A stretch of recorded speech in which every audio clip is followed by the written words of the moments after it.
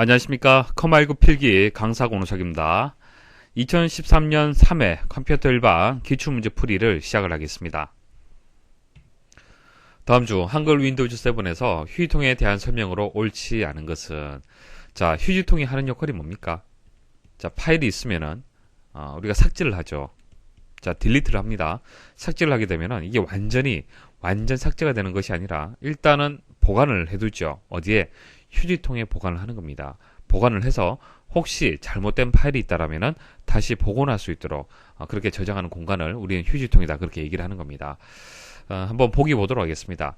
삭제된 파일이나 폴더가 임시 보관되는 장소 맞죠? 자, 휴지통에 들어있는 파일은 필요할 때 복원할 수 있다. 2번, 휴지통의 크기는 기본적으로 각 드라이브 용량의 5에서 10% 범위로 설정되며 변경할 수 있다. 자, 이건 맞는 설명입니다. 자, 5에서 10%라는 수치를 일단 기억을 하셔야겠죠. 자, 아래쪽에 보시면은 C 드라이브가 있고 D 드라이브가 있습니다. 자, C 드라이브는 97.5기가, 보통 뭐 100기가 정도라고 여러분들 생각하시면 될 것 같고요.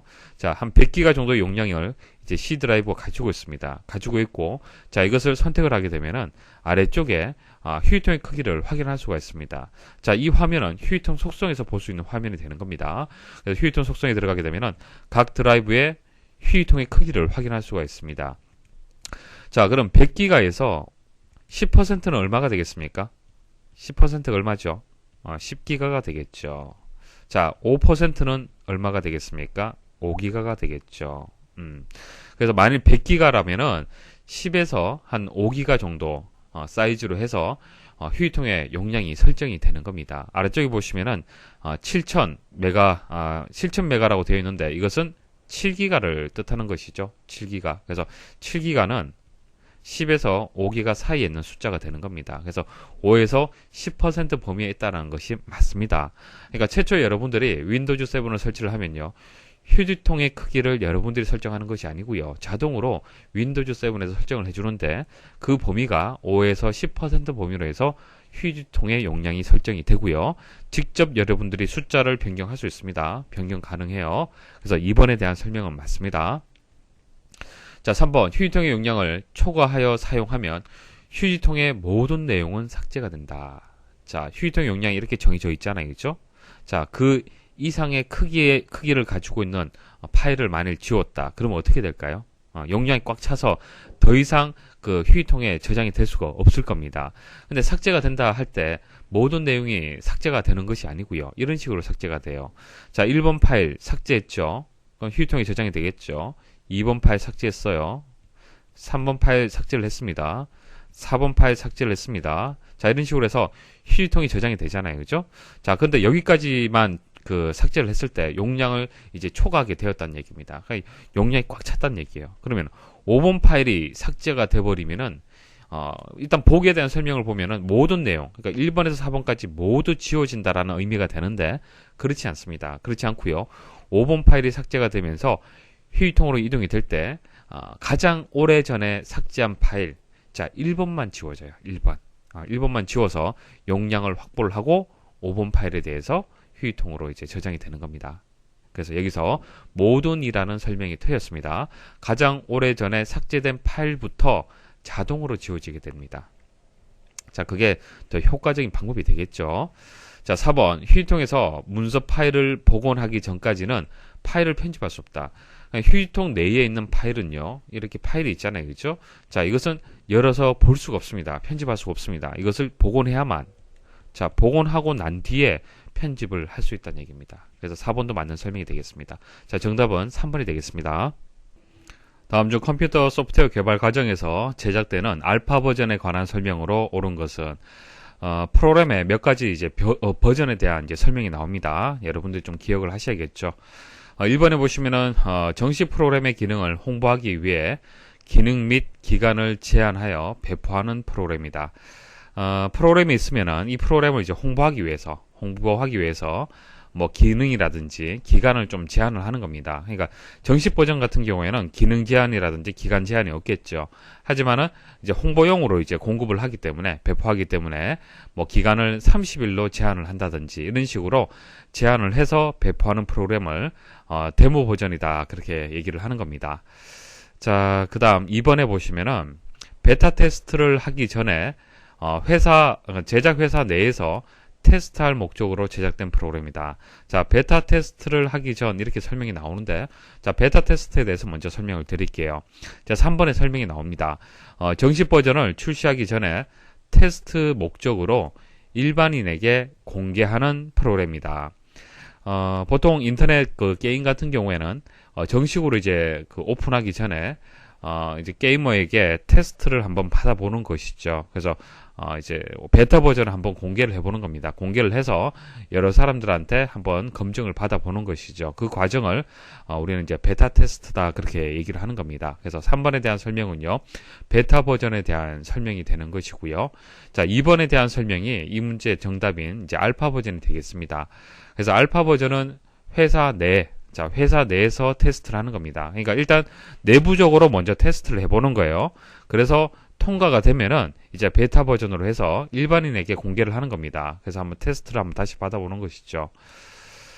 자, 그래서 이제 정답이 2번이 되고 4번 오류 수정이라든지 성능 향상을 위해 이미 배포된 프로그램의 일부를 변경해주는 프로그램이다. 윈도우즈 7 같은 경우에 정기적으로 업데이트가 되죠. 그래서 오류를 수정하거나 성능을 향상할 수 있도록 하는 겁니다. 그것을 패치 버전이다. 그렇게 얘기를 하는 겁니다.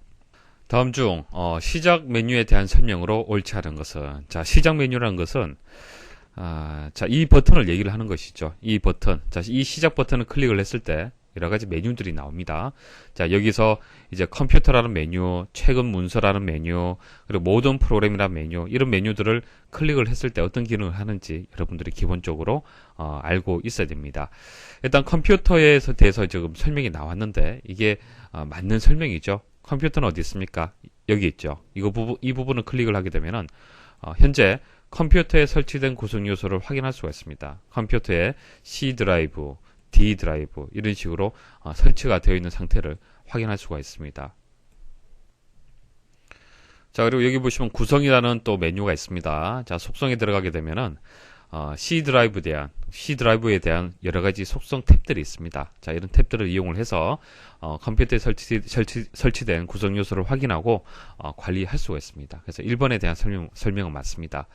자, 그 다음 최근 문서에는 최근에 열어본 파일들이 최대 5개까지 표시가 된다. 일단 결론을 말씀드리면은 5개가 아니고요. 15개가 맞습니다. 근데 최근 문서가 보이지 않은 경우가 있어요. 자, 이게 최근 문서 메뉴가 되는데요. 여러분들 최근 문서 메뉴가 보입니까? 보이지 않은 경우가 대부분일 겁니다.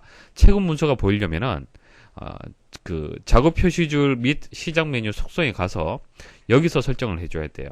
여기서 시작 메뉴에 가면요, 사용자 지정이 있습니다. 사용자 지정에 가면은 아래쪽 쭉 내려보시면요, 자, 최근 문서 선택할 수 있는 부분이 있죠. 자, 이것을 선택을 해야만 최근 문서 메뉴가 보여지는 겁니다. 아마 여러분들 기본적으로는 체크되어 있지 않을 겁니다. 이해하시겠죠? 보시려면은 체크를 하셔야 되고요. 체크를 하게 되면은 5개가 아니고요, 15개. 자, 여기 보시면 최근에 열어본 문서의 개수 15개가 이렇게 보여지는 겁니다. 그래서 2번은 설명이 틀렸고요. 3번 모든 프로그램에는 최근에 실행한 프로그램 목록과 자주 사용하지 않는 프로그램 목록이 순서대로 표시가 된다. 자, 모든 프로그램은요, 클릭을 하게 되면은 여러분들 컴퓨터에 설치가 되어 있는 프로그램이 오름차순, 그러니까 A부터 해서 오름차순으로 정렬이 되어서 보여지는 겁니다. 그래서 설명이 틀렸어요. 최근에 실행한 프로그램 목록이 아니죠. 그래서 모든 프로그램은 컴퓨터에 설치되어 있는 응용 프로그램의 목록이 오름차순으로 정렬되어 표시가 된다라고 설명을 해야 됩니다. 자, 그리고 4번 검색 상자는 웹브라우저나 전자메일 등과 같은 작업에 사용할 기본 프로그램을 검색하여 선택하도록 한다. 자, 검색한다라는 설명은 맞잖아요. 그죠? 검색 상자에서 검색을 한다는 것은 맞습니다. 그래서 프로그램을 이제 검색하거나 실행할 수 있다라는 설명은 맞는데요. 여기서 얘기하는 기본 프로그램을 검색하여 선택한다라는 설명이 틀렸습니다. 자, 기본 프로그램을 선택하는 것은요, 여기 기본 프로그램의 메뉴가 별도로 있습니다. 자, 이것을 클릭을 해서 여기서 기본 프로그램을 설정을 한다든지, 그리고 여기서 나와 있는 웹 브라우저가 실행이 될 때 어떤 프로그램을 기본적으로 프로그램 선택을 할 거냐, 뭐 전자메일은 어떤 프로그램 이용해서 전자메일 내용을 볼 거냐, 이런 것을 선택을 할 수가 있는 거예요. 그래서 검색 상자라는 설명이 틀렸어요. 검색 상자가 아니라 기본 프로그램이다, 그렇게 설명을 해야 되는 겁니다. 다음 중 멀티미디어에 관한 설명으로 옳지 않은 것은, 먼저 멀티미디어의 특징을 먼저 설명을 드릴게요. 멀티미디어의 특징을 설명을 드리겠습니다. 가끔 시험에 출제가 됩니다. 간단하게 출제가 되면은 특징이 4가지잖아요. 그죠? 한 가지를 빼고 뭐 다른 것을 하나 넣고요. 아닌 것을 찾아라, 이렇게 나오고요.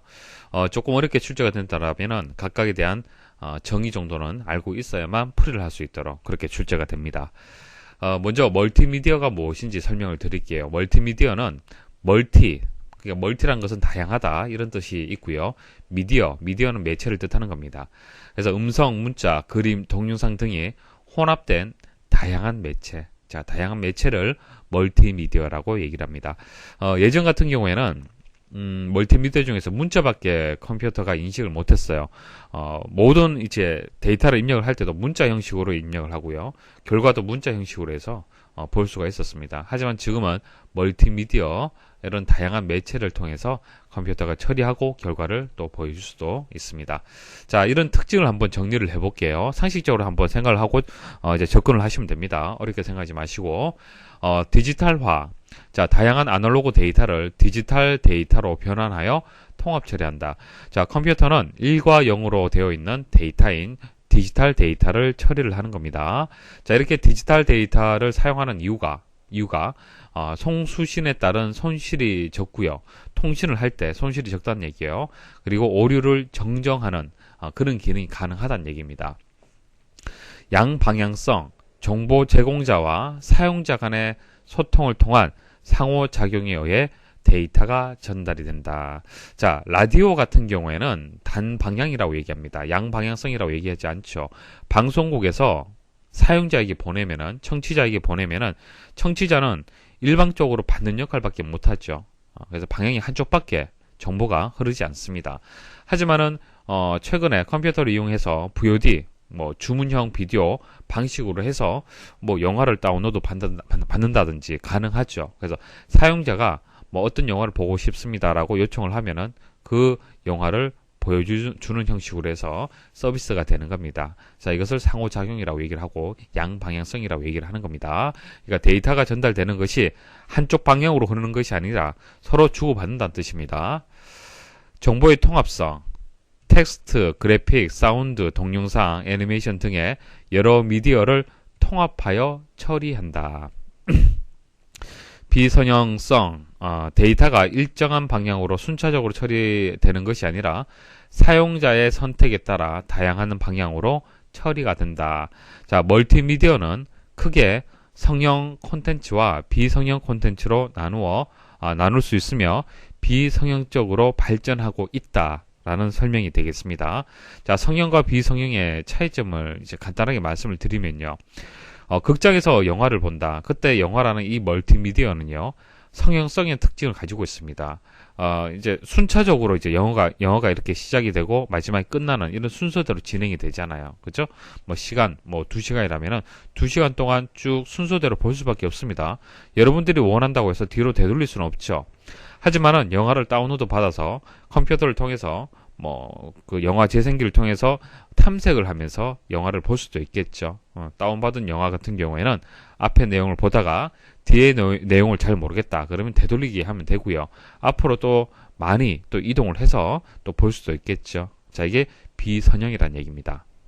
멀티미디어에 관련된 설명으로 옳지 않은 것을 찾는 문제가 되겠습니다. 자, 1번. 웹에서 멀티미디어 데이터를 다운로드 받으면서 동시에 재생해주는 기술을 스트리밍 기술이라고 얘기를 한다. 여러분도 지금 동영상 강의 듣고 계시죠? 이게 스트리밍 기술을 이용한 동영상 이제 다운로드 방식이 되는 겁니다. 그러니까 뭐 100%를 다 다운로드 받지 않다 하더라도 다운로드 받으면서 재생을 바로 할 수 있는 그 기술을 얘기를 하는 겁니다. 뭐 일반적으로 여러분들이 뭐 그 동영상을 다운로드 받을 때 스트리밍 기술이 다 이제 적용이 되어 있는 상태라고 보시면 됩니다. 2번 멀티미디어 데이터의 전송 및 보관을 위해 대용량의 동영상 및 사운드 파일을 압축하거나 압축을 푸는 데 사용하는 모든 기술, 도구 등을 통칭하여 코덱이라고 한다. 자, 코덱이라는 얘기는 많이 들어보셨죠? 자, 동영상 파일이 있으면은 이 동영상 파일, 예를 들어서 캠코더를 이용을 해서 일상생활을 찍었어요. 그러면 이 찍은 동영상 파일은 사실상 아날로그 파일입니다. 이것을 디지털 파일로 이제 압축을 해야 됩니다. 압축을 하려면은 코덱이라는 게 필요해요. 코덱을 이용을 해서 디지털 파일로 바꿀 수가 있습니다. 자, 그럼 이것을 다시 여러분들이 다운로드 받겠죠. 다운로드 받아서 이 디지털 파일을 이제 재생해서 모니터로 보시려면 또 코덱이 필요합니다. 코덱을 이용을 해서 압축을 또 풀어줘야 돼요. 그래서 이때 사용하는 기술이 이제 코덱이라고 하는 겁니다. 뭐 통합 코덱 들어보셨죠? 코덱에 문제가 있을 때, 동영상 재생에 문제가 있을 때는 통합 코덱을 설치를 하면은 대부분 해결이 되죠. 3번 텍스트, 그래픽, 사운드, 동영상, 애니메이션 등의 여러 미디어를 통합하여 처리하는 멀티미디어의 특징을 비성형성이라고 한다. 아니죠. 통합하는 것은 정보의 통합성을 뜻하는 겁니다. 비성형성은 데이터가 일정한 방향으로 순차적으로 처리되는 것이 아니라 사용자의 선택에 따라 다양한 방향으로 처리가 되는 것을 얘기를 하는 겁니다. 그래서 3번이 여기서 정답이 되고요. 4번 정보 제공자와 사용자 간의 상호작용에 의해 데이터가 전달되는 쌍방향성, 양방향성의 특징이 있다. 자, 이거 맞는 설명이죠. 자, 이 문제는 프린터에 대한 설명인데요. 이론적인 설명 드리고 문제 풀이하겠습니다. 프린터 대화 상자, 자, 인쇄 관리자에 대해서 말씀을 드리겠습니다. 문서를 인쇄하는 동안 작업 표시줄에 프린터 아이콘이 표시가 되죠. 자, 이와 같은 표시 보신 적 있습니까? 프린터를 하면은 여러분들 모니터 하단에 그 작업 표시줄이 있죠. 하단에 작업 표시줄이 있고 오른쪽에 보시면은 작업 표시줄 오른쪽에 보시면은 시간 표시되어 있는 그 왼쪽이 있죠. 거기 보면은 이런 프린터 아이콘이 표시가 될 겁니다. 자, 인쇄가 끝나면 이 아이콘은 없어져요. 자, 없어지고요. 자, 이 작업 표시줄에 표시된 이 아이콘을 프린터 아이콘을 더블 클릭을 하면요. 지금 설명드리고자 하는 프린터 대화 상자, 그러니까 인쇄 관리자가 되는데요. 이와 같은 대화 상자가 나옵니다. 대화 상자가 나와요. 자, 이거의 특징에 대해서 설명을 드리는 겁니다. 자, 여러 개의 출력 파일들의 출력 대기 상태를 확인할 수 있다. 그러니까 프린터를 여기 보시면은 그 프린터물이 문서가 하나, 그 다음 두 개가 있어요. 이런 식으로 또 출력 버튼 누르면은 세 개, 그 다음 줄에 또 표시가 되고요. 또 네 개, 이런 식으로 표시가 된다는 얘기입니다. 그래서 대기 상태를 확인할 수가 있고요. 자, 인쇄 작업에 들어간 문서도 강제로 종료시킬 수가 있다. 자, 인쇄 중에 있어요. 인쇄 중에 있는 이 그 문서가 있습니다. 이 문서에서 선택을 하고 오른쪽 버튼 클릭을 하면요. 일시 중지 혹은 다시 시작, 취소, 속성 이런 메뉴가 있습니다. 그러니까 취소 누르게 되면 어떻게 되는 거예요? 인쇄 안 되는 거예요. 그러니까 그 여러분들이 전원 버튼, 프린터에 있는 전원 버튼을 강제적으로 끄는 것이 아니라 이제 프린터 대화 상자에서도 프린터를 종료시킬 수 있다는 얘기입니다. 인쇄 작업에 들어간 문서도 잠시 중단, 일시 중지 시켰다가 다시 시작이 가능하다. 자, 상식적으로 생각을 하시면 돼요. 자, 인쇄 중에 있습니다. 문제가 있어요. 잠시 일시 중지, 그리고 다시 시작 가능하다는 얘기입니다. 여러 개의 출력 파일들이 출력 대기할 때 출력 순서를 임의로 조정할 수 있다. 자, 순서 바꿀 수 있습니다. 문서 아이콘을 프린터 아이콘 위에 끌어다 놓으면 인쇄가 가능하다. 그냥 바탕화면에 그 해당 문서 1.hwp라는 문서가 있어요. 이거 끌어다가 이렇게 놓으면 된다는 얘기예요. 인쇄 작업에 오류가 표시되어 해당 문서가 인쇄 대기열에 대기하면 뒤에 인쇄 작업이 진행 안 된다. 자, 요거 주의를 하셔야 되는데, 만일 이 문서가 문제가 있어요. 그래서 오류가 발생을 했습니다. 그럼 뒤에 문서는 어떻게 되냐면 무한정 기다려야 됩니다. 자, 이게 어떻게 조치가 될 때까지 기다릴 수밖에 없어요. 자동으로 다음 문서가 인쇄가 되는 것은 아닙니다. 이 문서가 출력 중에 있기 때문에 다른 문서가 같이 섞여서 출력되면 안 되겠죠. 그래서 어떻게 계속 연속으로 출력을 하든 종료를 하든 빨리 조치를 해야만 다음 문서를 출력을 할 수 있습니다.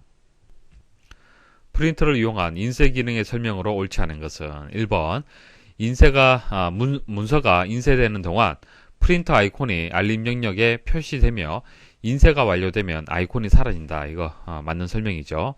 2번 인쇄 대기열에는 인쇄 대기 중인 문서가 표시되며 목록의 각 항목에는 인쇄 상태 및 페이지 수와 같은 정보가 제공이 된다. 자, 자세히 보시면요. 각 그 문서 이름에 따른 상태, 소유자, 페이지 수 이런 것들이 표시가 같이 됩니다.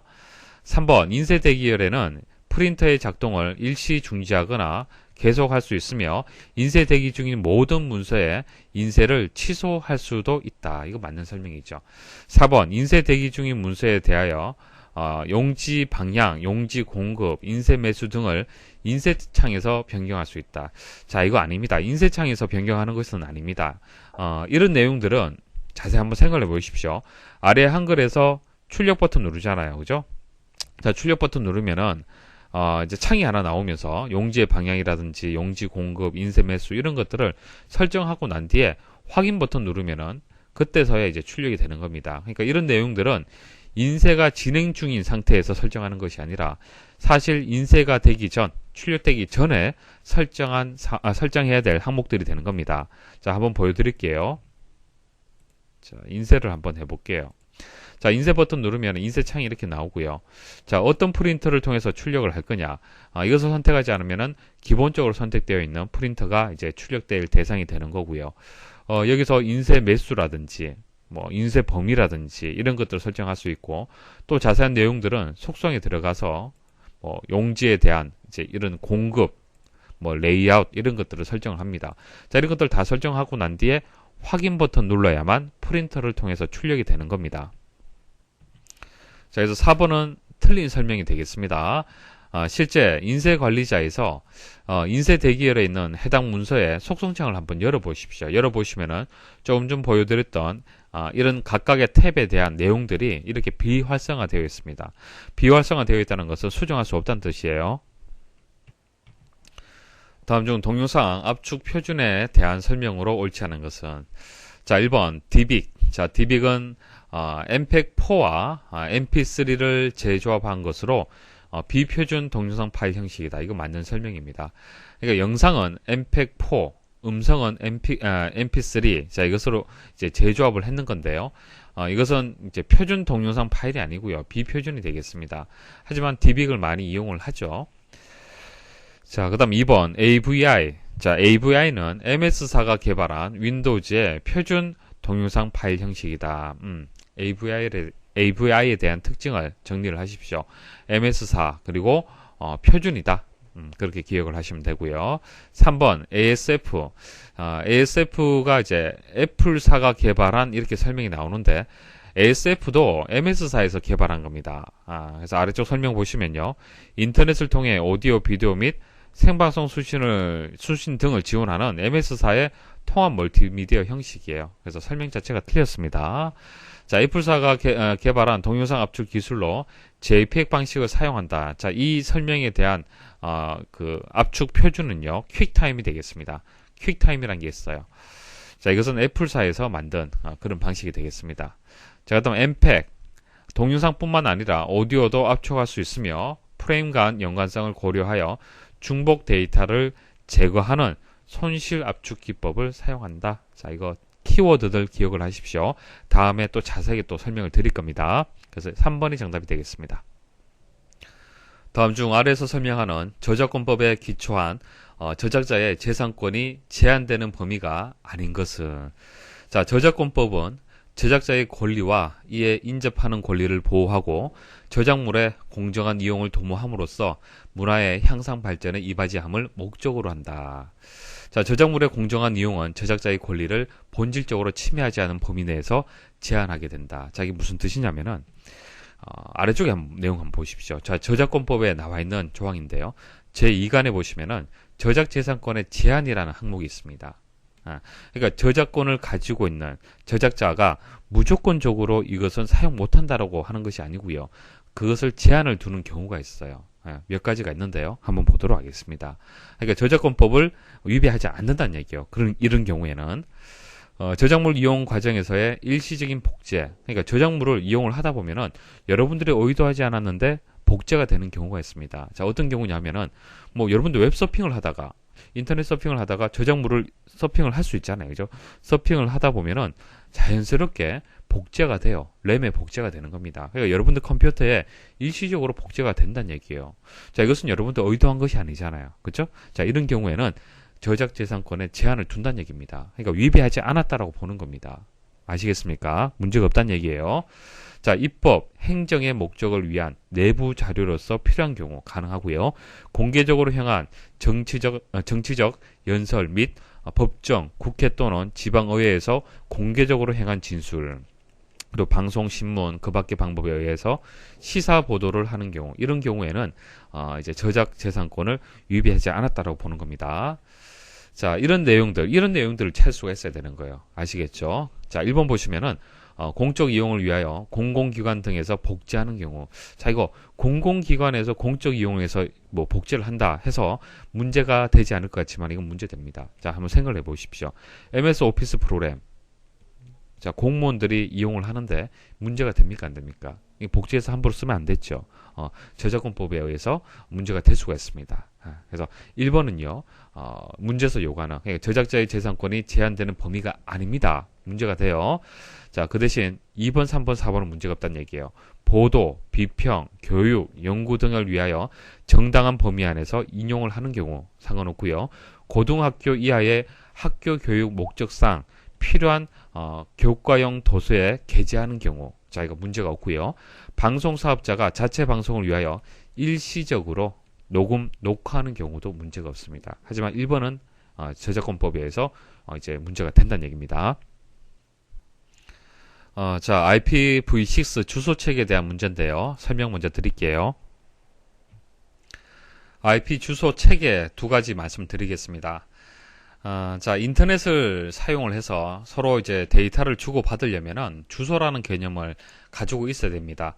여러분들 댁에 주소가 있듯이 인터넷상의 컴퓨터라든지 여러 가지 단말기들도 다 주소가 있습니다.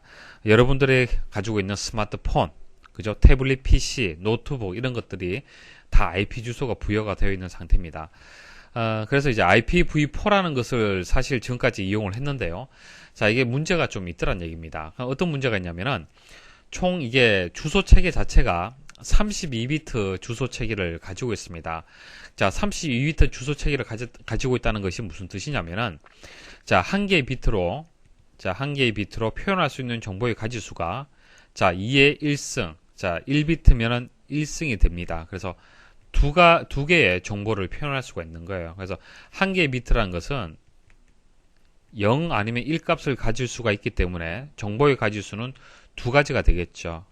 그러면 32비트라면 2의 32승계의 정보의 가지수를 표현할 수 있다는 얘기입니다. 그러니까 IPv4는요. 주소의 개수, 전 세계적인 주소의 개수가 2의 32승 개의 주소를 가진다는 얘기입니다. 근데 이거 많은 것 같지만은 그렇지 않습니다. 과거에는 컴퓨터를 가지고 있는 집도 드물었지만은 지금은 1인당 IP 하나만 부여를 해도 이제 세계 인구를 계산을 해도 상당히 많은 거고요. 그리고 한 사람당 IP 한 개만 있어서 안 되죠. 집에서 쓰는 IP, 스마트폰, 그다음 노트북, 그리고 업무용으로 쓰는 회사용 컴퓨터, 그죠? 자, 이런 각종 컴퓨터라든지 단말기에 IP가 다 부여가 돼야 됩니다. 그리고 앞으로는 각 사물에도 다 IP가 부여가 될 거예요. 그러니까 여러분들 댁에 있는 냉장고라든지 각종 전자기기에도 IP가 다 부여가 될 겁니다. 그것을 사물 인터넷이라고 얘기를 하잖아요. 그래서 이런 IP의 개수가 상당히 많이 필요하더란 얘기입니다. 그래서 나온 개념이 IPv6가 되는 겁니다. IPv6는요, 총 128비트로 구성이 되어 있습니다. 그래서 이에 128승계의 어마어마한 숫자의 주소를 가질 수가 있는 거예요. 그래서 32비트가 아니고 128비트가 되기 때문에 앞으로의 주소 체계로 해서 활용을 할 수 있다는 얘기죠. 그래서 이렇게 지금 바뀌는 겁니다. 자, 이렇게 두 가지가 있다는 뜻이고요. 자, 그럼 이제 각각에 대해서 좀 더 자세히 말씀드려보겠습니다. 일단 IP 주소라는 것은 인터넷에 연결된 모든 컴퓨터의 자원을 구분하기 위한 고유의 주소다. 그냥 주소다. 여러분들 집의 집 주소다. 그렇게 보시면 되고요. 보통 IP 주소는요, 이런 식으로 표현을 하죠. 211.48.179.177. 이것은 컴퓨터가 인터넷을 이제 그 이용을 할 때, 컴퓨터를 이용해서 이제 인터넷을 이용할 때 컴퓨터 내부적으로는 이런 숫자 개념으로 이해를 해요. 주소라는 개념을. 하지만은 이 주소를 만일 뭐 저희 기사퍼스트 사이트의 주소가 이 주소다 그러면은 기사퍼스트 사이트 이용할 때마다 이 주소 입력해서 사이트에 접속하기가 불편하잖아요. 그렇죠? 그래서 사람이 이해하기 쉬운 도메인 주소라는 것을 이용을 하죠. 도메인 주소. 그래서 도메인 주소를 입력하면요, 컴퓨터 내부적으로 이렇게 변환이 됩니다. 바뀌게 되고요. 그래서 이것은 사람이 이해하기 쉬운 방식, 이것은 컴퓨터가 이해하기 쉬운 방식. 그래서 여기서 말씀드린 IP 주소는 이것을 얘기를 하는 겁니다. 자, 그래서 뭐 숫자로 여기 보면 이게 8비트, 8비트, 8비트, 8비트에서 총 4개의 부분으로 해서 32개의 비트로 해서 구성이 되어 있습니다. IPv6는요, 숫자로 16개의 비트씩에서 8부분으로 나뉘어져 있고요. 128비트로 구성이 되어 있습니다.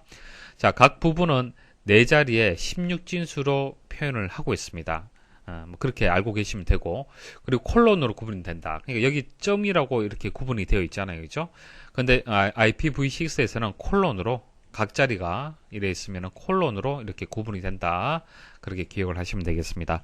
자, 특징은요, IPv4보다 뭐 모든 면에서 우수하다라고 보시면 됩니다. 그래서 현재 사용하고 있는 IP 주소 체계인 IPv4의 주소 부족 문제를 해결하기 위해서 개발되었다. 이게 뭐 가장 원칙적인 가장 첫 번째 이유라고 볼 수가 있고요. 그다음 확장성이라든지 융통성, 연동성, 품질 보안, 속도, 멀티미디어 이런 전 기능에 대해서 이제 우수하다. 상대적으로 그렇게 보시면 됩니다. 자, 그리고 주소 할당하는 방법이라는 이런 3가지 방법이 있는데요. 주소를 할당하는 방법 3가지가 있는데요. 1대1 통신을 할 때는 유니캐스트 방식을 이용을 합니다. 그러니까 컴퓨터 한 대 이렇게 연결이 될 때. 자, 그다음 멀티캐스트, 이것은 1대 다, 여러 대 이런 식으로 연결할 때.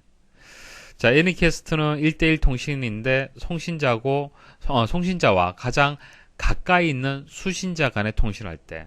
그러니까 수신자가 여러 명이 있는데, 여러 대의 컴퓨터가 있는데 그 중에서 가장 가까운 수신자하고 통신할 때는 애니캐스트 방식을 이용을 한다. 주소를 할당을 한다. 그렇게 보시면 됩니다. 자, 유니는 1, 멀티는 다. 일단 이것은 구분할 수 있어야겠죠. 자, 그래서 유형에 맞도록 할당됨으로 주소의 낭비 요인을 줄이고 간단하게 주소를 결정할 수 있다. 그러니까 이런 주소 할당 방법을 이렇게 구분하는 이유가 유형에 맞도록 할당하기 위해서 그런 겁니다. 낭비를 줄이기 위해서. 자, 보기 보시면은 2번, 3번, 4번은 맞는 설명입니다. 금방 설명드렸던 내용들이고요. 1번에 보시면은 IPv4의 업그레이드 버전이다. 이건 맞는데 주소 구조가 64비트라고 얘기를 했잖아요. 이거 틀렸네요. 그죠? 숫자로 16비트씩에서 8부분으로 되어 있습니다. 그래서 16 곱하기 8을 하게 되면 128비트가 됩니다. 다음 중 운영체제 구성에서 제어 프로그램에 속하지 않는 것은, 자, 운영체제의 구성에 대해서 말씀을 드릴게요. 크게 제어 프로그램과 처리 프로그램으로 나눌 수가 있습니다. 이렇게 2가지로 나눌 수가 있는데요. 이와 같이 문제가 간단하게 출제가 된다라면은 제어 프로그램의 종류만 아시면은 이 문제 해결할 수 있습니다. 하지만 조금 어렵게 출제가 된다라면은 각각의 프로그램에 대한 정의도 알고 있어야만 풀이할 수 있도록 또 출제가 됩니다. 그래서 제가 설명을 좀 더 드릴게요. 자, 제어 프로그램은 3가지가 있습니다. 감시 프로그램, 작업 관리 프로그램, 그리고 데이터 관리 프로그램, 이렇게 3가지가 있습니다. 감시 프로그램은요, 자원의 할당 및 시스템 전체의 작동 상태를 감시하는 역할을 하는 거예요. 운영체제 중에서. 자, 그 다음 작업 관리 프로그램은요, 작업이 정상적으로 처리될 수 있도록 작업의 순서와 방법을 관리한다. 그러니까 여러분들 이렇게 정의를 읽어보시면은 연결할 수가 있겠죠. 그렇게 하시면 돼요. 데이터 관리 프로그램, 작업에 사용되는 데이터와 파일의 표준적인 처리 및 전송을 관리한다. 뭐 파일, 뭐 데이터 이런 얘기가 나오면은 데이터 관리 프로그램에 대한 설명이 되는 겁니다. 그래서 먼저 제어 프로그램의 종류 3가지를 꼭 기억을 하셔야 됩니다. 한 번씩 출제가 됩니다. 앞 글자만 기억을 한번 해보십시오. 그래서 감자 데이터 이렇게 기억을 하시면은 문제풀이가 쉬우실 겁니다. 자, 보세요. 제어 프로그램에 속하지 않는 것 3가지가 있는데 감자 데이터잖아요. 그죠? 그래서 1번이 정답이 되는 거예요. 자, 처리 프로그램은요, 언어 번역 프로그램, 그리고 서비스 프로그램이 있습니다. 언어 번역 프로그램은요, 뭐 한국어를 영어로 바꾸는다 그런 뜻이 아니고요. 고급 언어로 작성된 원시 프로그램을 기계어 형태의 목적 프로그램으로 변환해준다. 자, 고급 언어라는 것은 뭐 비주얼 베이직이라든지 뭐 자바라든지 뭐 C 언어 이런 것들을 고급 언어라고 얘기를 하고요. 그래서 고급 언어라는 것은 사람이 사용하는 언어를 얘기를 하는 겁니다. 자, 그 언어로 만들어진 원시 프로그램. 자, 프로그램. 그러니까 결과적으로 사람이 작성한 프로그램을 기계어 형태라는 것은 1과 0으로 되어 있는 형태를 얘기를 하는 겁니다. 자, 1과 0으로 되어 있는 그 어떤 프로그램의 방식들은 사람이 이해하기 어렵죠. 이것은 컴퓨터가 이해하는 방식이 되는 겁니다. 그래서 기계어 형태의 목적 프로그램이라는 것은 컴퓨터가 이해하는 프로그램, 그렇게 생각을 하시면 돼요. 그래서 사람이 이해하는 이런 방식을 컴퓨터가 이해할 수 있도록 변환해준다. 자, 그렇게 해석을 하시면 됩니다. 자, 그 다음 서비스 프로그램은요, 컴퓨터를 더욱 효율적으로 사용할 수 있도록 제작된 프로그램을 얘기하는 겁니다. 정렬이라든지 병합이라든지 유틸리티, 각종 유틸리티 프로그램도 많이 있죠. 그런 것들이 서비스 프로그램이 되겠습니다. 자, 네트워크 장비에 대한 문제인데요. 먼저 설명을 드리겠습니다. 통신 장비 설명드리겠습니다. 하나 이상의 네트워크를 상호 연결하는 장비를 통신 장비라고 얘기를 하는데요. 자, 그림이 좀 복잡한 것 같은데 설명 한번 드려보겠습니다. 자, 개념을 제가 설명드리면은 장비들을 이름이라든지 그 각각의 이제 특징들을 오래 기억을 할 수가 있습니다. 자, A라는 회사가 있습니다. A라는 회사에 직원들이 있고요. 여러 직원들이 각각의 이제 컴퓨터를 이용을 하겠죠. 그러면 컴퓨터들을 서로 이제 인터넷을 쓸 수 있도록 연결해주는 역할을 하는 것이 허브라는 장치가 있습니다. 보통 우리는 이제 062라고 보통 부르죠. 062하고 허브하고 비슷하다라고 일단 기억을 하시면 됩니다. 그래서 사무실 내에 062 허브를 통해서 서로 네트워크를 묶어주죠. 자, 그래서 그렇게 묶여진 이제 네트워크를 랜이라고 얘기합니다. 랜, 근거리 통신망, 로컬 에어리어 네트워크, 랜이라고 얘기를 합니다. 자, 이렇게 랜이 있고요. 이 랜이 또 다른 회사에도 또 있을 거 아닙니까? 그죠? 거기도 허브를 통해서, 061을 통해서 랜이 구성이 되어 있을 겁니다. 자, 이렇게 랜과 랜을 이렇게 연결해주는 장비가 또 있어요. 랜하고 랜을 연결해주는 장비. 그것을 브릿지라고 합니다. 브릿지. 연결해준다라는 의미를 가지고 있습니다. 그리고, 랜에서, 허브에서, 이제 가까이 있는 컴퓨터들은 이렇게 연결하면 되는데, 자, 멀리, 옥상에 컴퓨터가 한 대 있습니다. 자, 이거하고 연결하고 싶은데 상당히 멀어요. 멀어서 신호가 전달이 되다가 감쇄 현상이 발생을 해서 제대로 전달이 안 될 것 같아요.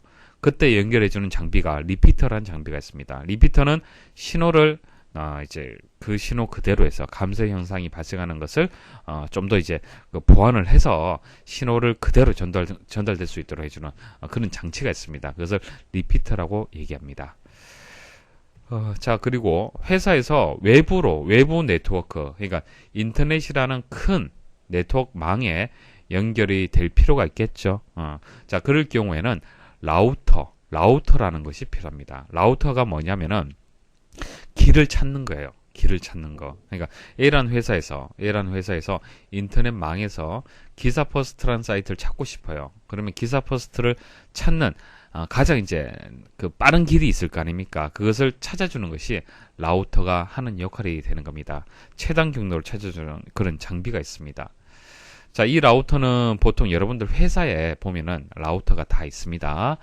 자, 그리고 게이트웨이, 말 그대로 이제 어떤 대문의 역할을 하는 겁니다. 그러니까 인터넷을 연결하는 그 관문을 게이트웨이라고 얘기를 합니다. 그래서 보통 요즘은 라우터라든지 게이트웨이는 같은 의미로 보통 사용을 합니다.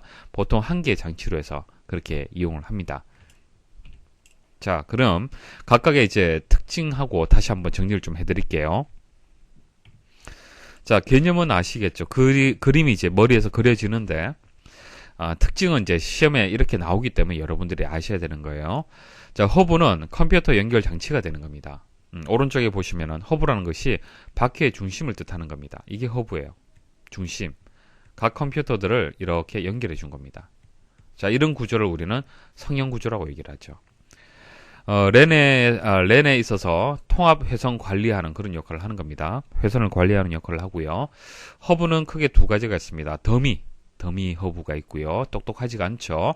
그다음 스위칭 허브가 있습니다. 이렇게 두 가지가 있는데 랜이 보유한 대역폭을 컴퓨터 수만큼 나누어서 제공하는 방식이 되는 겁니다. 그러니까 여기 허브가 있잖아요. 그죠?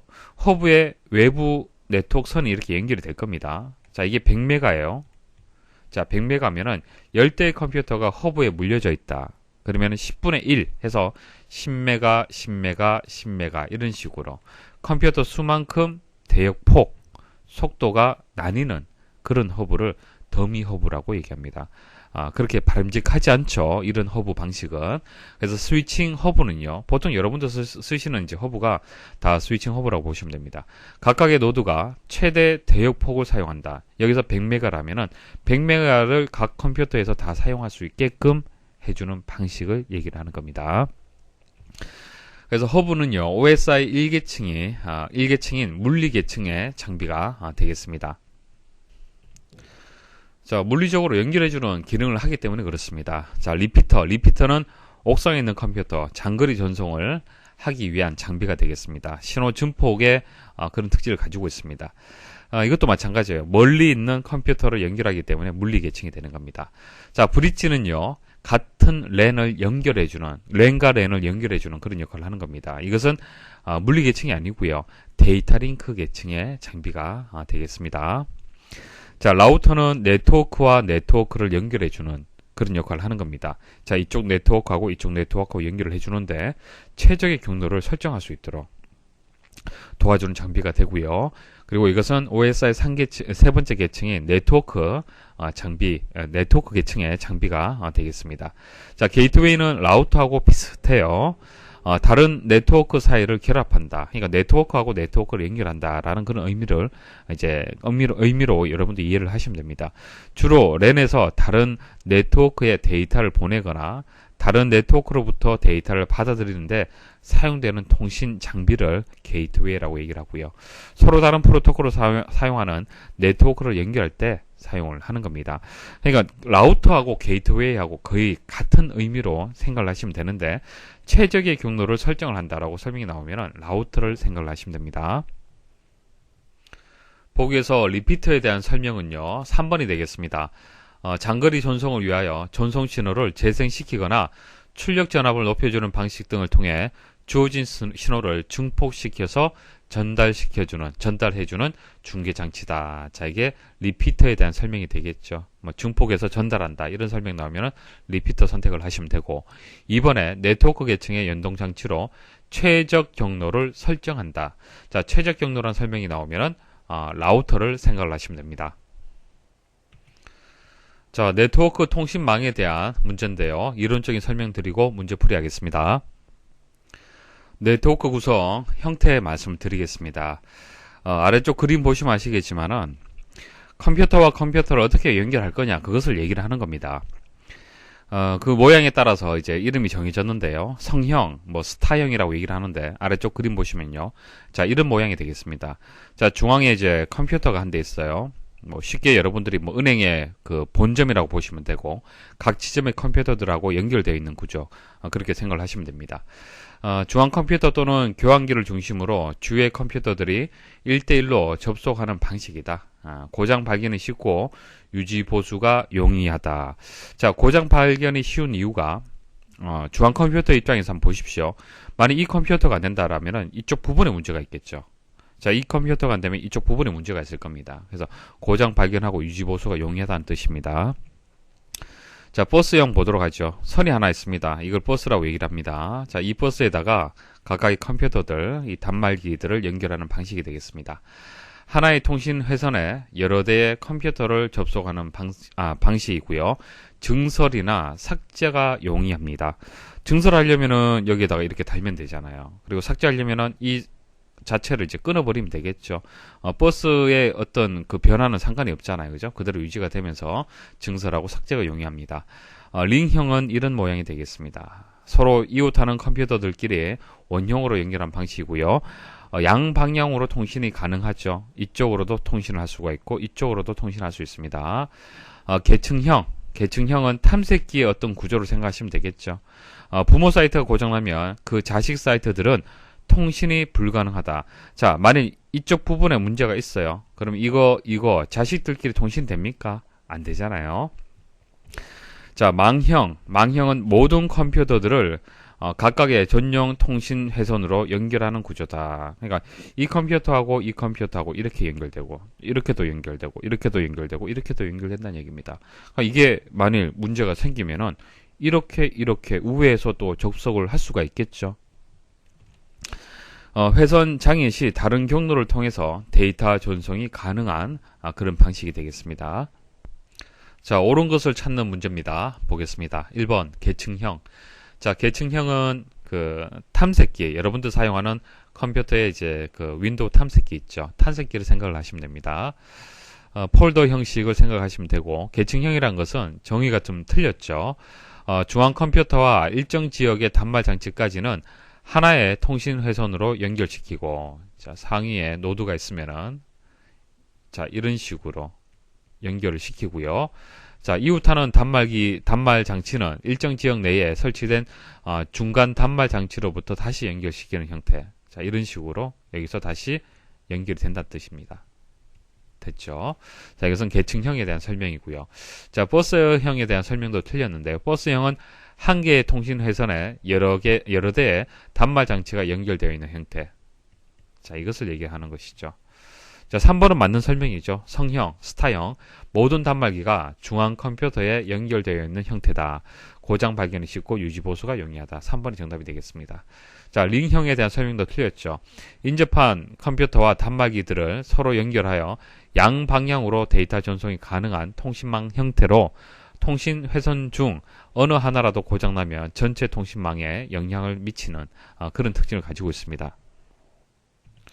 자, 이렇게 링형으로 연결되어 있을 때는 보세요. 만약 이게 고장이 나잖아요. 그죠? 고장이 나면은 이쪽 방향으로 통신이 안 됩니다. 이해하시겠습니까? 그래서 전체 통신망에 영향을 미칠 수가 있습니다. 다음 중 인트라넷에 대한 설명으로 옳은 것은 그림으로 설명을 드려볼게요. 자, 인트라넷은 회사 내부 망을 인트라넷이라고 얘기합니다. 뭐 회사를 다니시는 분들은 다 아시겠죠.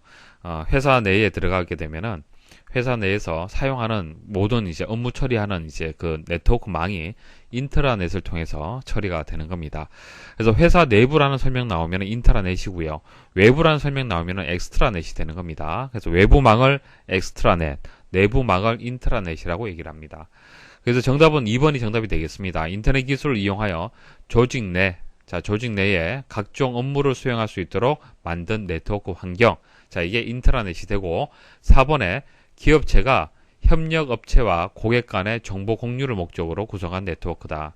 그러니까 협력업체는 외부고 고객도 외부잖아요. 자, 이 외부의 어떤 대상과 정보 공유를 목적으로 구성한 네트워크는 엑스트라넷이 되는 겁니다.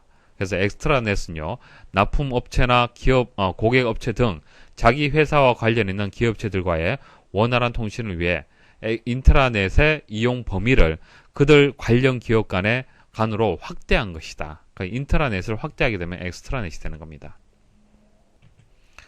이 문제는 윈도우즈 방화벽에 대한 문제인데요. 이론적인 설명 먼저 드릴게요.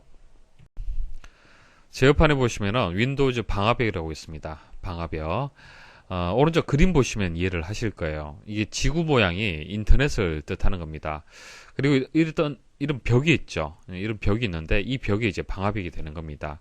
그러니까 이 외부로부터 해서 내부를 보호를 하는 그런 이제 침입 차단 시스템을 윈도우즈 방화벽이라고 얘기를 하는 겁니다. 인터넷에서 이 컴퓨터에 액세스하는 것을 차단 또는 제한 또는 차단하여 내 컴퓨터 및 네트워크를 보호하는 것을 얘기를 하는 겁니다. 그러니까 외부로부터 들어오는 것을 이제 차단하는 거예요. 차단하거나 제한하는 겁니다. 그러니까 허가된 접속만 이제 통과시키는 것이죠. 그리고 주의할 점은요. 바이러스 백신은 방화벽 기능을 가지고 있지 않기 때문에 백신을 설치한 경우라도 방화벽은 필요하다. 가끔 여러분들이 혼란을 느끼시는 분이 계시는데 방화벽하고 바이러스 백신하고 같다라고 생각을 하시는데 전혀 다릅니다. 그래서 바이러스 백신은 백신대로 설치를 하셔야 되고 방화벽은 방화벽대로 설정을 또 따로 하셔야 되는 겁니다. 자, 제어판에서 윈도우즈 방화벽을 실행을 하면요. 오른쪽과 같은 그 화면이 보여질 겁니다. 여기서 윈도우즈 방화벽을 통해 프로그램 또는 기능 허용의 기능이 있습니다. 그러니까 방화벽을 통해서 프로그램 또는 이제 기능을 허용을 할 것을 선택을 해줄 수가 있어요. 그래서 이것을 선택을 하면은 또 이와 같은 화면이 나오는데요. 허용되는 프로그램 및 기능을 체크를 할 수 있습니다. 체크. 반대로 체크를 해제하게 되면은 허용되지 않는다는 뜻이죠. 자, 그리고 알림 설정 변경이라는 기능이 있습니다. 네트워크 위치에 따른 외부 연결의 차단 여부와 알림을 설정할 수가 있는데요. 현재 네트워크 위치는요, 크게 두 가지로 나뉠 수 있습니다. 홈 또는 회사 네트워크, 그리고 공용 네트워크. 자, 공용 네트워크란 것은 완전 오픈된 것을 얘기를 하는 겁니다. 그리고 홈하고 회사 네트워크, 이렇게 두 가지로 이렇게 구분을 할 수가 있습니다. 자, 방화벽에 대해서 옳지 않은 것을 찾는 겁니다. 1번, 권한이 없는 사용자가 네트워크를 통해 컴퓨터에 액세스하는 것을 방지한다. 당연한 얘기죠. 자, 이게 방화벽의 작업이 맞습니다. 특정 연결 요청을 차단하거나 차단 해제하기 위해 사용자의 허가를 요청한다. 이것도 맞는 설명입니다. 제가 딱 설명드리진 않았지만은 방화벽에 대한 기본적인 개념 이해를 하시면은 여러분들이 답을 찾기 쉬울 겁니다. 그러니까 이 방화벽에 대해서 외부에서 들어올 때는 허가받은 것들만 들어올 수 있다는 얘기예요. 나머지는 차단이 된다는 얘기입니다.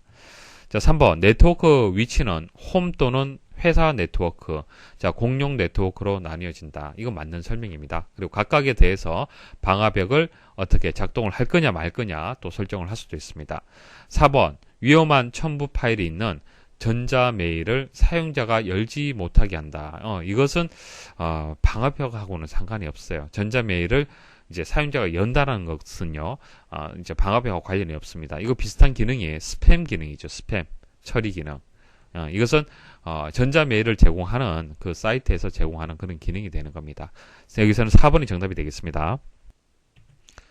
다음 중 TV, 냉장고, 이동전화 등과 같이 해당 제품의 특정 기능에 맞게 특화되어 제품 자체에 포함된 운영체제는, 자, 우리가 운영체제라고 하면은 PC에 설치가 되는 뭐 윈도우즈 7을 이제 대표적으로 여러분들이 이해를 하실 건데요. 꼭 이것만 있는 것은 아닙니다. 여러분들을 사용하고 있는 애플의 iOS 그리고 구글의 안드로이드 이런 것들도 운영체제가 맞아요.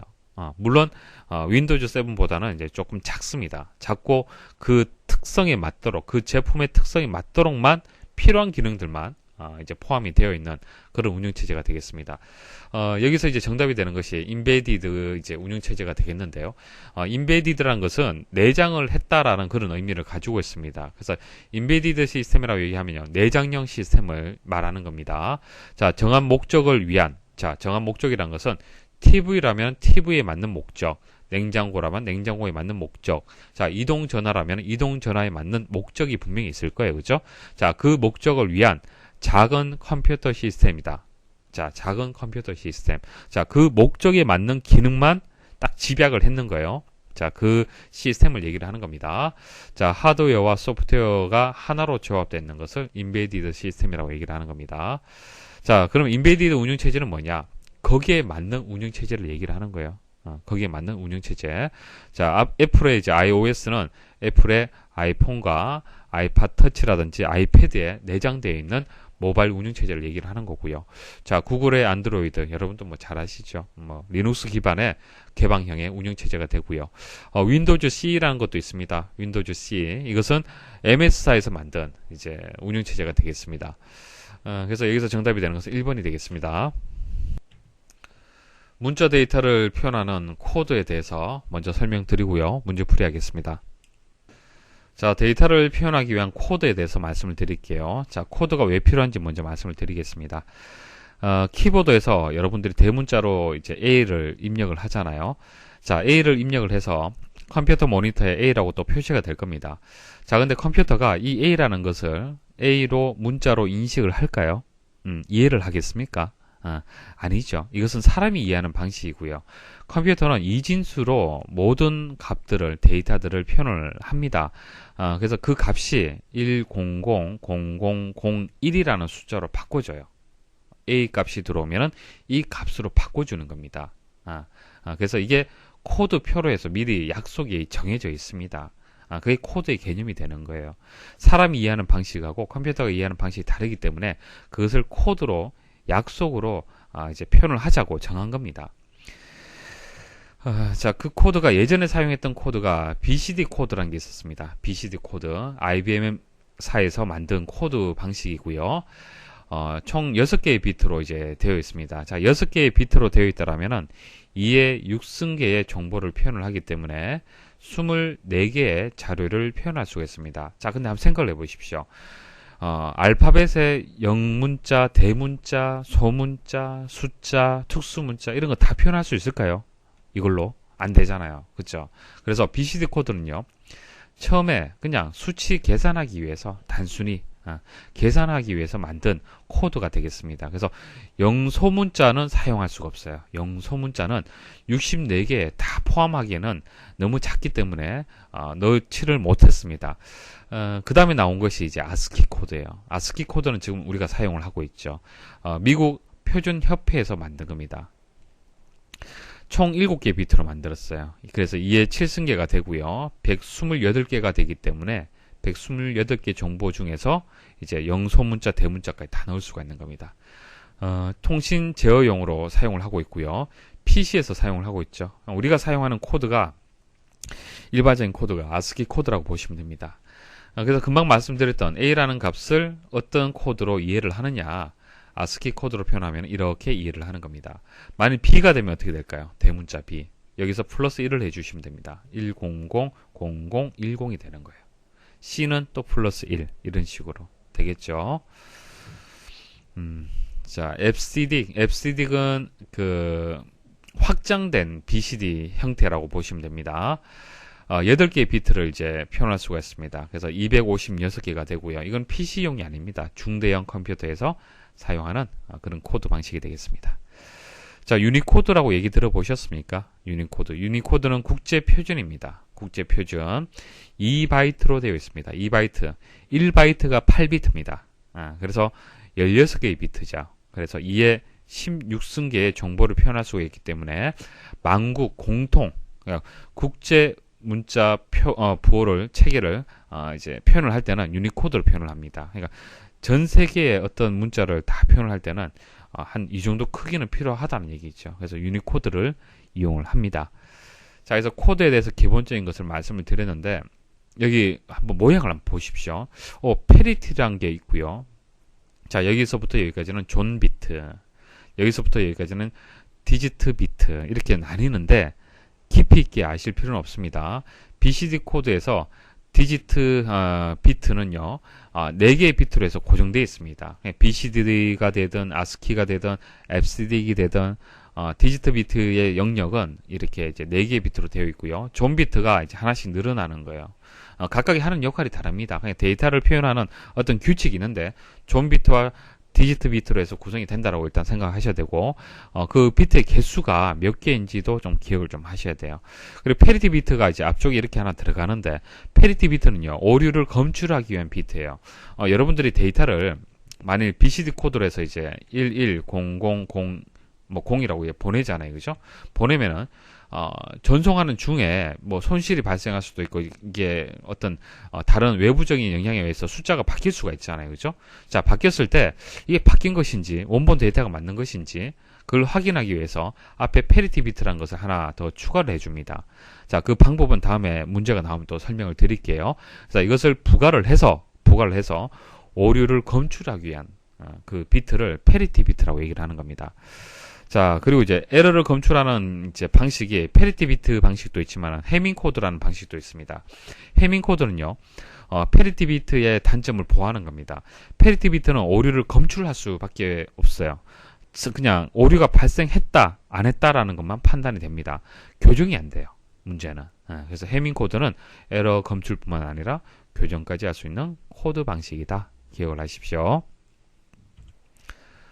자, 그럼 문자 데이터를 표현하는 코드가 아닌 것은요, 설명드리지 않은 것이 그레이 코드가 되겠습니다. 그레이 코드는 숫자 데이터를 표현하는 코드다. 그렇게 기억을 하시면 되겠습니다. 다음 중 시스템 복구를 해야 하는 시기로 가장 적절하지 않은 것은, 자, 시스템 복구 왜 하는 겁니까? 기본적인 개념을 한번 생각을 해보죠. 자, 시스템에 문제가 있어서, 자, 현재 시점에 문제가 있어요. 그래서 이전 상태, 정상적으로 작동이 되었던 이전 상태로 해서 되돌리는 것을 시스템 복구라고 얘기를 하는 겁니다. 그래서 그 개념만 머리에 두시면은 쉽게 문제를 풀 수가 있을 겁니다. 1번, 새 장치를 설치한 후 시스템이 불안정하다. 당연하죠. 그럼 설치하기 전 상태로 되돌리면 되겠네요. 로그온 화면이 나타나지 않으며 운영체제를 시작할 수 없다. 문제가 있다는 뜻이죠. 3번, 누락되거나 손상된 데이터 파일을 이전 버전으로 되돌리고자 한다. 정상적인 상태로 해서 되돌리고자 한다. 그래서 1번에서 3번까지는 맞는 설명입니다. 자, 지금 4번은 틀렸습니다. 파일의 단편화를 개선하여 디스크의 접근 속도를 향상시키고자 할 때라고 되어 있는데, 자, 이것은 디스크 조각 모음이라는 어떤 기능을 얘기를 하는 겁니다. 자, 이 기능이 왜 필요한지 설명을 한번 드려볼게요. 여러분들 하드디스크가 있다라면은, 이 하드디스크에 프로그램을, 이제 설치를 하는 경우도 있을 거고요. 또 삭제를 하는 경우도 있을 겁니다. 맞습니까? 자, 그러면 1번 프로그램을 설치했다고 가정을 할게요. 자, 1번이 여기서부터 여기까지입니다. 설치를 했어요. 자, 그 다음 2번 프로그램을 설치를 했습니다. 그럼 여기서부터 이렇게 또 설치가 되겠죠. 자, 3번 프로그램 설치했어요. 또 이렇게 설치를 했습니다. 자, 여기서 2번 프로그램을 삭제했습니다. 자, 그럼 2번 프로그램 설치되어 있는 이 부분이 비워지겠죠. 그죠? 자, 그 다음 4번 프로그램 설치를 하면요. 분명히, 자, 이 공간에 저장되는 것이 아니라 다음 공간에 저장이 된다든지, 자, 다른 공간에 또 저장이 될 수가 있습니다. 그래서 설치와 삭제를 계속 반복을 하다 보면은, 자, 이게 뭐 하드디스크 공간이라고 했을 때 설치가 되어 있는 부분, 설치가 되지 않은 부분, 설치가 되어 있는 부분, 설치가 되지 않은 부분, 이런 식으로 조각이 나와 있어요. 조각이. 자, 이렇게 조각이 나와 있는 것을 모은다는 얘기입니다. 그게 디스크 조각 모음 기능이 되는 겁니다. 자, 이렇게 조각이 나 있는 것을 우리는 조금 어렵게 단편화가 발생을 했다, 분산화 되었다. 자, 그렇게 얘기를 하는 겁니다. 그래서 파일의 단편화라는 것은 이런 개념을 얘기를 하는 거예요. 자, 이렇게 단편화가 되어 있으면 문제점이 뭐냐면요. 속도가 떨어집니다. 속도가. 그러니까 이 부분을 읽어드리고요. 그 다음 두 번째 이 파일을 읽어드려야 돼요. 그럼 1번 파일 읽어드리고 이 부분이 비워져 있잖아요. 그죠? 그럼 2번 파일을 또 찾아야 되는 거예요. 자, 이렇게 찾기보다도 연속되게 1번하고 2번이 연속되게 붙어 있으면은 더 속도가 빨라지겠죠. 자, 그래서 2번을 위쪽으로 올려서 1번 옆으로 배치를 해주는 겁니다. 이게 디스크 조각 모음이 되는 겁니다. 단편화로 인해 여기저기 분산되어 저장된 파일들을 연속된 공간으로 최적화 시켜 디스크의 접근 속도를 향상시키는 기능이다. 자, 여기서 꼭 기억을 하셔야 될 것이 디스크 조각 모음은요, 접근 속도를 개선하는 방법입니다. 접근 속도를 빠르게 하는 방법이에요. 근데 용량하고는 무관합니다. 어차피 디스크 내에 있는 파일들을 옮겨서 정리를 하는 거잖아요. 그렇죠? 그래서 용량을 뭐 줄여준다라고 설명을 하게 되면은 디스크 조각 모음에 대한 설명이 틀렸습니다. 자, 그래서 이것은 시스템 복구하고는 전혀 상관이 없습니다. 이 문제는 제어판의 관리센터에 대한 문제인데요. 먼저 설명을 드리겠습니다. 제어판에 가면은 관리센터라고 있습니다. 자, 관리센터는 보안 관련된 어떤 내용들을 보실 수가 있어요. 여러분들 컴퓨터의 현재 보안 관련된 상태를 확인할 수가 있는데요. 자, 관리센터의 이제 정의를 먼저 말씀을 드리고 실습을 통해서 보여드리겠습니다. 사용자의 컴퓨터를 안전하게 보호하기 위해 네트워크 방화벽이라든지, 자, 윈도우즈 업데이트, 바이러스 방지, 그리고 스파이웨어 및 원치 않는 소프트웨어를 방지하거나 백업, 문제 해결 등에 대한 현재의 보안 및 유지 관리 상태를 확인하고요. 관련 내용을 설정을 하는 겁니다. 자, 보여드릴게요. 자, 제어판에 가시면은 관리센터라고 있습니다. 자, 실행을 하시면은 이렇게 빨간색, 노란색 표시가 되어 있고요. 보안, 그리고 유지관리로 이렇게 나뉘어져 있습니다. 자, 일단 보안이 좀 급한 내용이 되겠죠. 유지관리보다도. 그래서 보안적인 측면에서 빨간색으로 표시된 부분이 보시면은 바이러스 방지 부분에 백신이 지금 꺼져 있다라고 이렇게 메시지가 나옵니다. 자, 그러면 이거 누르면은 지금 바로 또 사용을 할 수가 있겠죠. 그래서 현재 여러분들 사용하는 컴퓨터에 어떤 문제점들을 바로 보실 수가 있어요. 그리고 바로 조치를 또 할 수도 있습니다. 자, 윈도우즈 디펜더라는 것은 스파이웨어를 이제 설정할 수 있는 스파이웨어를 방지할 수 있는 그런 프로그램이 되겠습니다. 자, 윈도우즈 디펜더도 제어판에 있습니다. 자, 제어판에 가시면은 자, 윈도우즈 디펜더라고 있어요. 자, 윈도우즈 디펜더를 실행을 해서 스파이웨어라든지 사용자 동의 없이 설치된 소프트웨어로부터 해서 보호를 받을 수가 있습니다. 자, 그리고 윈도우즈 업데이트 관련된 내용들도 보실 수가 있습니다. 자, 유지 관리에는 기타 내용들, 메시지를 보실 수 있다고 보시면 됩니다. 자, 그리고 중요한 문제점이 있을 때는 작업 표시줄 하단, 우측 하단에 보시면은 알림 영역에 보시면은 이렇게 깃발 모양으로 해서 X표가 표시가 됩니다. 이 부분을 클릭을 하면요, 관리센터 열기 클릭을 해서 또 바로 또 이동을 할 수 있습니다. 자, 관리센터에서는 주의가 필요한 보안 및 유지 관리 설정에 대한 메시지가 이제 표시가 되고요. 빨간색은 바로 처리를 좀 해야 돼요. 급한 거고요. 자, 노란색은 처리를 고려해야 된다라는 그런 의미를 가지고 있습니다. 관리센터 보안을 선택하면 여러가지 보안 설정을 통해 컴퓨터의 상태를 확인할 수 있다. 다음 중 윈도우즈 관리센터의 보안에 해당하지 않는 것은 설명드리지 않은 것을 생각하시면 됩니다. 윈도우즈 업데이트, 방화벽, 바이러스, 이것은 맞죠. 인증서는 해당이 없습니다. 다음 내용 중 옳은 것만 고른 것은, 자, 가번 보겠습니다. A번 보겠습니다. 자, 중앙 처리 장치는 컴퓨터의 하드웨어를 제어하고 입력받은 데이터를 처리하고 출력 장치로 내보내는 기능을 한다. 이거 맞는 설명이네요. 자, 1 더하기 2를 연산을 한다라고 봤을 때 CPU가 하는 역할이 일단 1 더하기 2를 처리하기 위한 하드웨어를 제어를 해줘야 됩니다. 그 다음 처리를 해서 3이란 결과를 만들어내야겠죠. 그리고 이 3이란 결과를 모니터를 통해서 출력을 해야 됩니다. 이게 CPU가 하는 역할이 맞습니다. 자, B번 보조기억장치. 자, 보조기억장치는 여러 가지가 있죠. 현재 사용하고 있는 하드디스크도 보조기억장치고, 예전에 테이프라는 것도 이용을 했었습니다. 테이프, 이런 것들도 이제 보조기억장치가 되겠습니다. 자, 이런 보조기억장치는 저장 용량에 따라 순차 접근과 직접 접근 방식으로 구분한다. 잘 모른다 하더라도, 자, 이 기준하고 이게 나뉘는 게 맞습니까? 조금 다른 것 같죠. 순차 접근, 직접 접근하고 용량하고는 조금 다른 것 같아요, 기준이.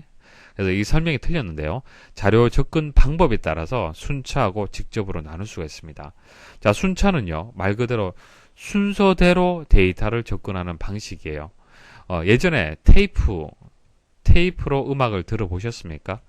자, 테이프 방식은요, 1번 노래, 2번 노래, 3번 노래, 4번 노래가 있으면은 4번 노래를 들으려면은 1번, 2번, 3번 노래를 거쳐서 4번 노래를 들어야 돼요. 이게 순차 방식이 되는 겁니다.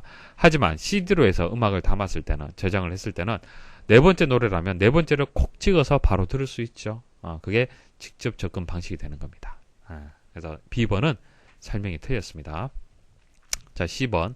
레이저 프린터는 프린터 헤드에 가는 구멍을 통해 잉크를 분사하여 인쇄하는 방식으로 소음이 적고 저렴한 비용으로 컬러 인쇄가 가능하다.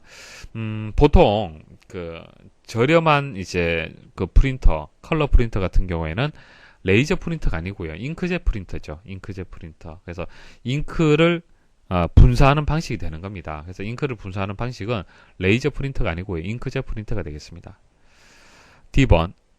중앙 처리 장치는 마이크로 프로세서라고 하며 명령 집합 형태에 따라 시스크 그리고 리스크 두 가지로 나뉜다. 이거 맞는 설명이라고 기억을 해 주십시오. 시스크가 있고 리스크가 있습니다. 그러니까 CPU 중앙 처리 장치가 두 가지 형태가 있어요. 명령 집합 형태에 따라서. 자세한 것은 다음에 또 설명을 드릴 겁니다. 2번. 컴퓨터의 하드웨어는 크게 제어 장치, 연산 장치, 주기억 장치, 보조기억 장치, 입력, 출력으로 구분된다. 암기하려고 하지 마시고 그림을 한번 그려 보십시오. 자, 컴퓨터에서 가장 중요한 게 뭐죠? CPU, 메모리입니다. 입력 장치, 그 다음 출력 장치가 있죠. CPU는요, 내에 보시면은 제어 장치가 있고 연산 장치가 있어요. 그래서 제어 장치, 연산 장치는 CPU 생각하시면 되고, 이거 주기억 장치죠. 자, 보조 기억 장치는 연결되어 있는 뭐 하드디스크 생각하시면 됩니다. 하드디스크. 자, 입력 장치, 그리고 출력 장치. 자, 이런 식으로 하드웨어가 구성이 되어 있습니다. 자, 그래서 이제 옳은 것을 찾아야 되죠. 그래서 B하고 C는 설명이 틀렸습니다. 그래서 A, D, E가 정답이 되겠습니다. 다음 그림은 일반적인 웹서버 프로그램의 동작 과정이다. 다음 중 서버 쪽 관로 안에 웹 프로그램으로 옳지 않은 것은 조금 어려울 수가 있는데 자, 이 부분 서버 쪽이고요. 그 다음 클라이언트가 되겠습니다. 자, 이거 여러분들이라고 생각을 하시면 되고요. 서버 쪽을 이제 기사 퍼스트 저희 사이트라고 한번 생각을 해 보십시오. 자, 웹서버라는 것은 여러분들이 이제 네이버라든지 네이버 웹서버, 기사 퍼스트 웹서버에서 사이트에 접속을 하죠. 사이트에 접속하는 보여지는 서버가 이제 웹서버가 되는 겁니다. 보여지는 웹사이트, 웹서버라고 보시면 되고요. 근데 이 웹서버가 단순히 보여지는 역할만 하는 것이 아니죠. 자, 네이버를 예를 들어서 말씀을 드리면요. 네이버는요, 그 서버가 데이터베이스하고 연결이 되어 있습니다. 수도 없이 많은 데이터들을 가지고 있잖아요. 그죠? 그 데이터를 웹서버에서 그대로 가지고 있는 것이 아니라 데이터베이스라는 공간에 저장이 되어 있어요. 데이터들이. 예. 자, 저장이 되어 있고요. 이 데이터베이스 하고요. 웹서버 하고요. 중간에 이렇게 연결해주는, 처리해주는 프로그램이 있습니다. 그 프로그램을 웹 프로그램이다. 그렇게 얘기합니다. 웹 프로그램. 웹 프로그램. 여러분들 검색, 예를 들어서 게시판 검색을 하잖아요. 그죠? 자, 검색 같은 이런 기능들을 해서 데이터베이스의 내용을 보실 수가 있잖아요. 그죠? 그때 웹 프로그램이 따로 있다는 얘기입니다. 도와주는 프로그램. 검색을 도와주는 프로그램. 아시겠죠? 자, 이런 프로그램에 속하지 않는 거, 옳지 않은 것을 찾아라라는 그런 설명이 되는 겁니다. 그래서 ASP, JSP, PHP. 자, 각각에 대해서는 다음에 또 설명을 드릴게요. 자, 이런 것들은 서버, 웹서버에서 사용하는 웹 프로그램이 맞습니다. 여기서 S 있죠, S. 이 S가 서버의 의미를 가지고 있어요. 그래서 ASP, JSP는 웹 프로그램이 맞다. 서버 쪽에서 사용하는 웹 프로그램이 맞다라고 기억하시면 되고, PHP도 맞습니다. 그래서 데이터베이스를 사용하여 웹서버 프로그램을 만들 수 있는 언어, 프로그래밍 언어예요. 이게 언어가 ASP, JSP, PHP 등이 있습니다. 자, 근데 XML은 아닙니다. XML, HTML. 자, 들어보셨습니까? HTML의 단점을 보완한 것이 XML이에요. XML. 그래서 XML은요, 확장성 이제 생성 언어다 그렇게 얘기를 하고 구조화된 문서 제작용 언어다라고 합니다. 그러니까 문서를 제작하는 거예요. 여러분들 보는 그 웹페이지 있죠. 웹페이지를 만드는 겁니다. 그래서 HTML의 단점을 보완하여 웹에서 구조화된 폭넓고 다양한 문서 들을 상호 교환할 수 있도록 설계된 언어인데요. 자, 개념을 한번 설명드려 볼게요. 자, 컴퓨터가 두 대가 있습니다. 서로 문서를 주고받아요. 만일 한글 파일이다. 그럼 한글 파일 포맷에 맞도록 서로 주고받아야겠죠. 파워포인트다, 엑셀이다, PDF다. 그러면 각각의 포맷에 맞도록 서로 주고받아야 되는 겁니다. 하지만은 XML은 어떠냐면은 이것을 통합을 해서 상호 교환할 수 있도록 XML이라는 포맷을 만든 거예요. 그럼 쉽게 이제 이 문서 형태로 해서 전송을 하게 되면은 각 컴퓨터에서 자동으로 처리를 해서 이와 같은 데이터들을 처리를 할 수가 있는 겁니다. 자, 그래서 XML은요, 서버 측에서 실행이 되는 데이터베이스를 사용하는 프로그래밍 언어가 아닙니다. 자, 다음 중 프로그램 수행에 있어서 다음 순서에 실행할 명령어의 주소를 저장하는 레지스터는, 자, 레지스터 전반적인 설명 좀 드리겠습니다. 컴퓨터에서 가장 중요한 장치, 프로세서 구성에 대해서 말씀을 드리겠습니다. CPU, 중앙 처리 장치 다 같은 뜻입니다. 자, 아래쪽 그림 한번 보십시오. 여러분들 컴퓨터의 이제 본체를 한번 열어보시면요, 메인보드라는 게 있습니다. 판이 하나 이렇게 있어요. 이 판에 보면은 가운데 부분에 보시면은 이런 장치가 연결이 되어 있을 겁니다. 이게 CPU라는 장치가 되겠습니다. 사람으로 치자면 이제 두뇌와 같은 역할을 하는 것이 CPU가 하는 역할이 되겠습니다. 자, 그러면은 간단한 예시를 통해서 프로세스가 어떤 역할을 하는지 말씀을 좀 드려볼게요. 자, 1 더하기 2. 자, 이 연산을 컴퓨터를 이용을 해서 계산을 한다라고 한번 생각을 해볼게요. 자, 첫 번째 할 일은 뭐죠? 일단은 1 더하기 2라는 것을 입력을 해야겠죠. 입력을 해야 됩니다. 입력 장치, 마우스라든지 키보드를 이용을 해서 입력을 해줘야 됩니다. 그럼 입력한 것은 어디에 저장이 되냐면은 컴퓨터 내부의 메모리에 저장이 돼요. 그래서 1, 2, 자, 더하라 이런 데이터와 명령어가 메모리에 저장이 되고요. 그 다음 CPU가 있습니다. 자, CPU는 처리하는 역할을 하고요. 메모리는 저장하는 역할을 하는 겁니다. 자, 두 번째 할 일은 이제 메모리에 이렇게 저장이 되는 것이죠. 입력하면 이렇게 저장이 되고요. 그 다음 세 번째는 CPU가 호출을 합니다. 자, 뭘 호출하냐면은 명령어로 호출을 해요. 가지고 옵니다. 가지고 와요. 가지고 와서, 자, 이것은 사람은 봤을 때, 이게 더하기라는 기호구나 알 수 있지만은 컴퓨터는 다 모릅니다. 하나도 몰라요. 그래서 가지고 와서 이것을 해독을 합니다. 해독을 해서, 이게 더하라는 거구나, 더하기라는 거구나, 라고 이제 해독을 하게 되는 겁니다. 그제서야 이제 연산을 하는 거예요.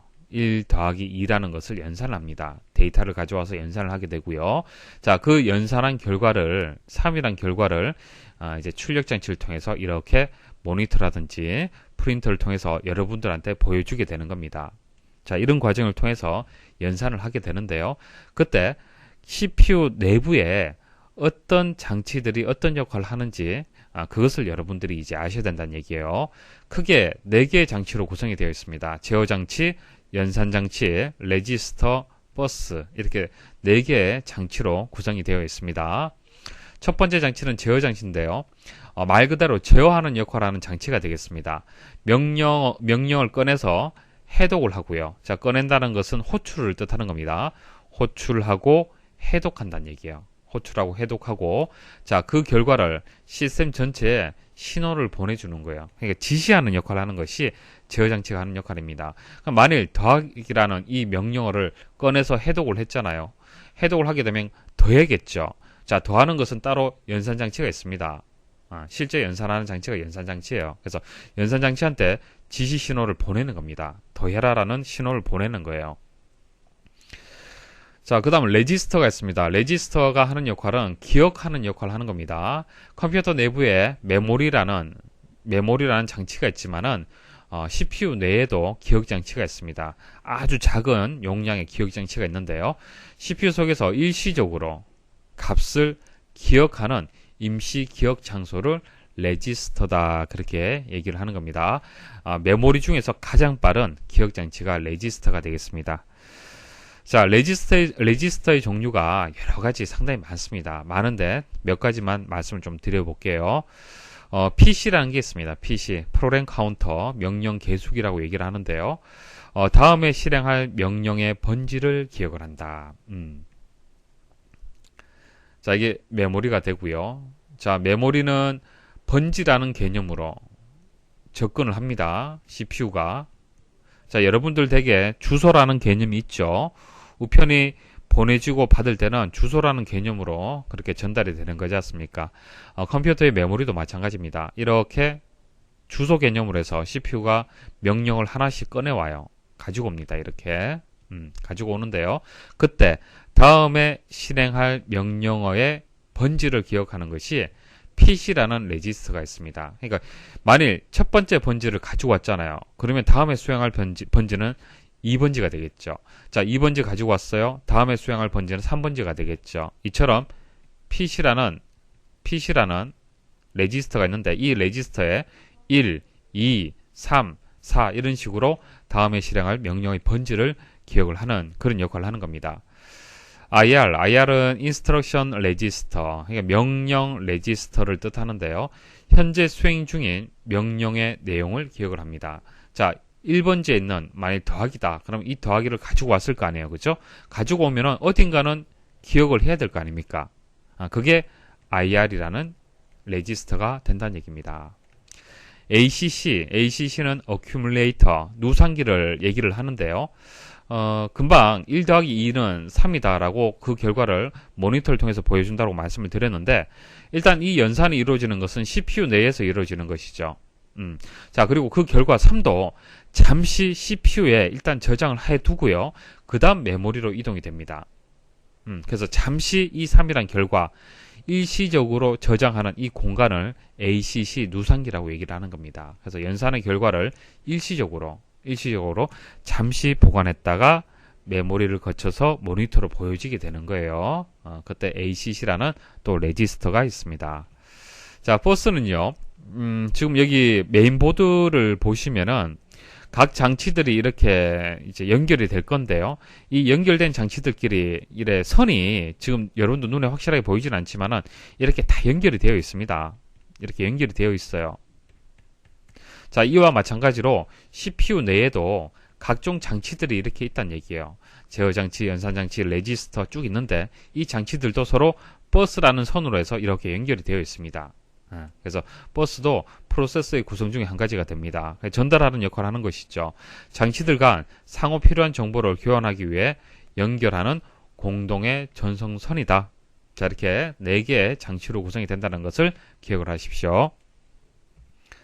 자, 그래서 이 문제에서 키가 되는 것은 다음 순서에 실행할 명령어의 주소를 저장을 한다라고 얘기를 했습니다. 그래서 PC가 되겠죠. 다음에 실행할 명령어의 번지를 기억하는 것은 PC가 되겠습니다. 자, 여기까지 해서 기출문제 풀이를 마치도록 하겠습니다. 수고하셨습니다.